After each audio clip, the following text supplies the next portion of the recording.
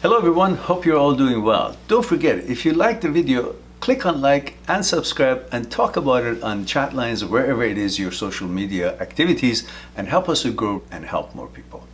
I'll talk to you soon. Randy says, can I ask my question, but it's very sexual and I feel very uncomfortable, to be honest. Well, sometimes in order to think, you get a risk offending someone, and in this case could be you or the people who are hearing it. Actually, that's a famous quote from I'm blank. I forgot this very famous psychologist from Canada. That's funny. Oh God, are you kidding? Are you kidding me? Are you kidding me? Definitely old. I've become old. Now let's see what Rani has to say here. He says, hello, a lot has happened to me since our last conversation. Rani and I had a conversation a while back on Skype. He says, I'm still triggered by naked men. Yesterday, I watched a porn where the woman gave the man a VJ. His balls somehow triggered me very much. You gotta laugh it off. So what? Well, because you have balls as well, and when she's doing what she's doing, you imagine she's doing it with you because there's a representation of what you have over there in the whatever you're watching. So you kind of, it's really yourself, you're impressing yourself because you're putting your balls where that ball is and you're imagining she's doing what she's doing to that ball to yours, and then that itself is the association that triggers you. It's not that you're triggered by someone else's balls, it's because you have the same, and you can see how it would operate in that scene and how it could feel when the woman is doing that. So that's pretty much the association there. Nothing weird. And even if it does, so big fucking deal. So what? As I said to you, you roll in life by your vetoes and choices. Lots of things due to anxiety and so on. You know, we guys always comparing ourselves with somebody else. If you see a bigger dick, oh, gee, oh, that's bigger dick. So, and we're we are conditioned to say that, oh, I gotta have a big dick and I gotta fuck good. So that means I'm really a man. And so all these things, if somebody else has a big dick, we kind of feel envy, and that envy translates your brain as a respect, and that respect translates in your brain as, oh, I have have an interest in that person, and so on, and then it takes you on different tangents and make you think, oh, that was a homosexual tendency.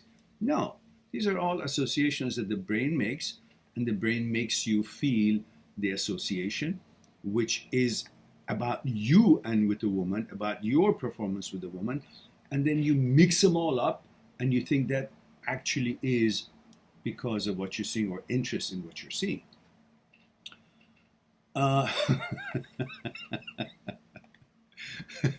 Constantly we are comparing ourselves to the other ones, and the fact that, oh, it could be better, he could have a bigger ball, or that girl might like that guy better, or look like she's enjoying it, so that means I'm inferior because she's enjoying that guy. Obviously you're not there. But that already gives you this feeling of inferiority, and that inferiority translates into anxiety, and that anxiety brings the blood pressure up and makes movements, and somewhere in your body gets triggered as far as all the anxiety and protection and envy and all that, all these thoughts coming together, and then you feel like there's something wrong. No. We like to be top dogs. We don't like to see someone that could possibly score better with the girls, or have better muscles, or better looking, or because that would mean he's more alpha than I am. And then you kind of get really sucked into that whole bullshit of train of thoughts. And you shouldn't give a shit. Yeah, you notice someone's got a big dick, okay, a big dick, so what? You should just pass on. You should not interpret anything you see. The problem in your life, in our lives, is that we don't just live as we should by observing and moving and observing and moving. We don't observe, we perceive. We see something, we relate it and associate it with something that we have knowledge of in the movies or however, and then we think about it, look for interpretation, and see if it has any relevance to what I'm doing, how I'm feeling. All these conjuring up and all these investigation, it's just waste of time and bullshit. Observe. Good looking guy, okay, great, bye. Nice body, fine. Body translates naked body, naked me, naked means naked sex. Naked sex, because if I want to have sex, I gotta be, yeah? So the same thing. You see naked body of another man associated with sex, and you have that same structure, then this all gets mixed up, and you think you're actually turned on by the naked man's body. No, you're turned on by the concept of sex because you see naked associates with sex, and that's where it goes. Don't interpret any of that. Just, okay, I saw some horse's ass, looks good. That came to my mind. Okay, fine, move on. Now you guys, oh, what does that mean? I'm a homosexual now. What does that mean in my life, in my gender? No, nothing. Just move on. All right. You simply roll in life by your vetoes and choices. That's all. It doesn't matter what else comes to your mind, what interpretation, what conclusion. The problem again with us people, human beings, is that because of ability to speak and think since 40,000 years ago, we actually unlearned to live naturally and normally without judgment or interpretation of anything, and just live your life instinctively as we did for millions of years. And we were all happy and no confusion, no nothing. But now the words have meaning, and the meaning go into certain kind of a category, and category is considered a conclusion. So when you see something, instead of saying, okay, good looking guy, that's it, good looking guy. You know, when we were kids, we saw good looking actors in the movies and we tried to imitate them because they looked manly and the girls liked them. So a role model like James Bond and all the other, male actors that were like heroes, or, we wanted to be like them because, we could see that they're strong and the girls like him, and so they carry themselves well, and that was the role modeling thing, right? But instead of just seeing the guy and saying, oh, good looking guy, you go with the conclusion of what does good looking could imply to. The conclusion is homosexual and feeling. So no longer you're focused on what was simply a recognition of a good looking man. You're now dealing with a conclusion of homosexuality. What does that have anything to do with?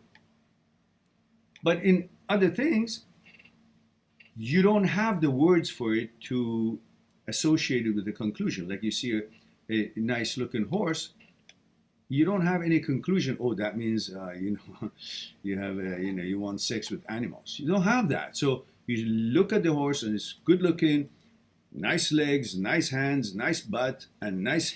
That's it. You're observing it. No conclusions to it.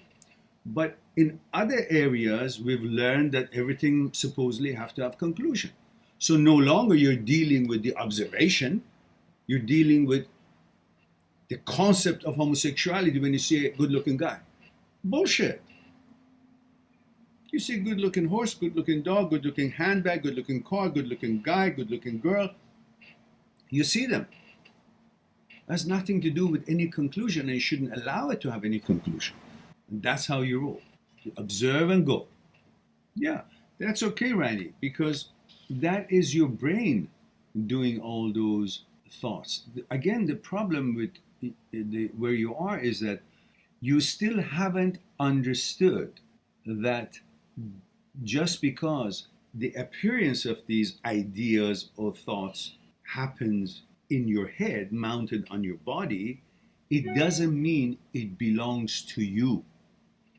There is a brain that is also creating thoughts. You're not the only part of your entity that is using the brain's apparatus and abilities to manipulate it and get it to construct a certain kind of a design, product, thoughts, idea, and so on. Brain itself also uses its apparatus to create ideas, looks, and create images and ideas and thoughts and suggestions and so on. For example, there is something called neural ensemble. I don't know if we talked about this or not, but neural ensemble is when different part of the neurons, different types of neurons, create things that in reality they don't exist. For example, right now, you can create in your mind and imagine a lion with a duck's head. You can do that. You can see a lion body and a duck's head. You can all do that.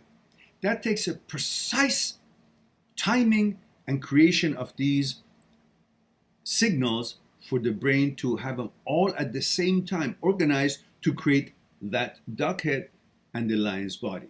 Very precise. That's how powerful and precise the brain is. It can create things that don't even exist. But you actually, when you see it in virtuality, you're not concerned that it does exist or not. You see that and you believe that's a reality, even though it doesn't even exist in the world. Brain can create things that don't even exist. The same brain can make you think you are a gender that you're not, because it doesn't exist, but it can create and make you believe it. It's that powerful. That's where your values and your vetoes and your choices come into the picture. That's how you protect yourself, and that's how you get the anxiety away, by becoming aware that there is such ability in the brain, and I'm not going to fall for it. I am the boss, and I will choose what it creates, and I will veto what I don't think it's relevant to me. And that's how you roll in life. Otherwise, there's so many shit that could be thrown at you, and you're not supposed to be falling for every one of them. It's like some shoddy salesman is trying to sell you some kind of a fake something as genuine. You're not supposed to fall for it, because these sort of ideas and introductions and suggestions and efforts are being made all the time to trick you out of your money, to trick you out of your sex. I mean, when I was a kid and walking from school to home, sometimes there would be some pervert, walking by and trying to follow me and then try to convince me of that, oh, I want to show you something, come here, or this and that, so bullshit. But we were warned as kids that don't talk to strangers and be aware of who is talking to you, and just keep on going and don't pay attention to them, because they're perverts around. They have their own agenda. So these things are constantly there. So what stops the brain to be one of those that causes all these distractions and things that are irrelevant to you? You're supposed to protect yourself from people out there who are not meeting your values, are not in line with what your ideas of lifestyle is. And you're also supposed to protect yourself against your own brain, because that is mounted on your head. It's yours, but it's not working for you all the time. You use it, but it also creates thoughts. That's what its mandate is, that its job is, that its ability is, to make thoughts that are irrelevant to you, meaningless to you. But because it's mounted there, you think anything that it conjures up has anything to do with you. It doesn't. And you got to get that to your head. And instead of trying to interpret what it does, what it means, understand it's coming from a source that is not credible. You don't have to try to find out what it means. You have to understand that it comes from shithole, and I don't entertain it. That's all. You don't have to make meaning out of anything. Your problem is you're trying to make meaning out of every shit that comes out of your brain. Don't. Brain is not you, you're not the brain. And what it makes and says, it's irrelevant to you. You roll by your values, what's meaningful to you, what's relevant to you, what's important to you. Your ideas, your beliefs, your faith, whatever it is, you roll with your vetoes and choices, not suggestion, thoughts, images, and ideas. That's the end of that. Beyond that, you got to talk to your psychotherapist, because I can't help you any further than this. Look, It's very simple. It doesn't matter what you think you like or you don't. Do you choose that lifestyle? That's where your intellect, your awareness of who you are comes into the picture and gives you the decision. And once you know that, that is your choice. And opposite of it is what you veto. And that's the end of that. It doesn't matter. You're not supposed to interpret what it means as if your brain suggests something, that's the deity, that's your intellect. No. Like other people can suggest things in the street to you. You're not supposed to be listening to them. They're other people. This is the same. It's a brain. It's not you. That's all you have to focus on.